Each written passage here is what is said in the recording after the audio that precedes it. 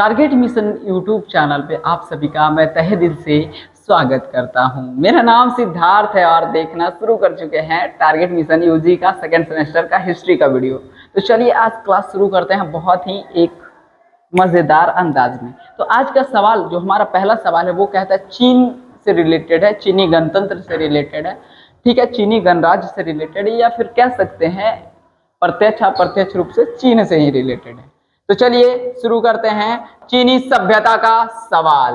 तो पहला सवाल है प्राचीन चीनी समाज की प्रमुख राजनीतिक व्यवस्था क्या थी। तो प्राचीन चीनी समाज का बच्चों, प्राचीन चीनी समाज का प्रमुख व्यवस्था जो थी वो राजतंत्र पर आधारित थी। किस पर आधारित थी बच्चों? राजतंत्र पर आधारित थी। चलिए अगले सवाल की तरफ चलते हैं। अगला जो हमारा सवाल है, सवाल को थोड़ा बड़ा कर लेते हैं ना, तब मजा आएगा।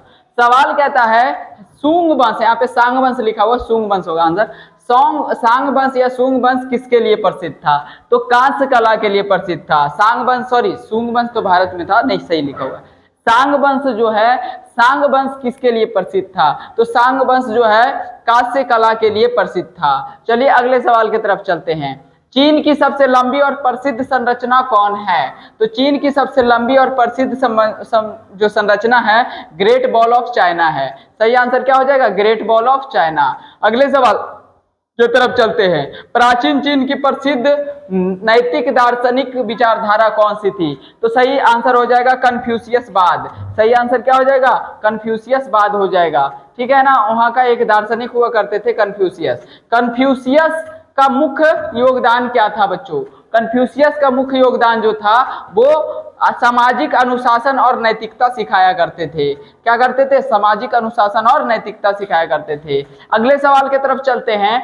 चीनी समाज की सामाजिक संरचना कैसी थी? चीनी समाज की सामाजिक संरचना वर्ग पर आधारित थी। वहां पर वर्गों में बटा हुआ समाज था। चलिए अगले सवाल की तरफ चलते हैं। अगला सवाल है प्राचीन चीन ने निम्नलिखित में से किसका आविष्कार किया था?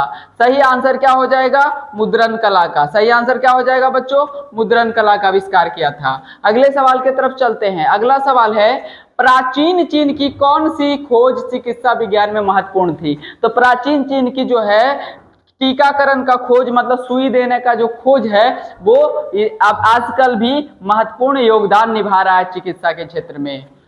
सिल्क रोड यानी कि सिल्क वैली जिसको कहते हैं, रेशम मार्ग जिसको कहते हैं, उसका मुख्य उद्देश्य क्या था? व्यापार और संस्कृति का आदान प्रदान। व्यापार और संस्कृति का आदान प्रदान। अगले सवाल की तरफ चलते हैं। कागज का आविष्कार किस सभ्यता ने किया था? कागज का आविष्कार चीनी सभ्यता ने किया था। कागज का आविष्कार चीनी सभ्यता ने किया था। हमारा सवाल यहीं पे खत्म होता है, फिर मिलते हैं नेक्स्ट वीडियो में। Thank you.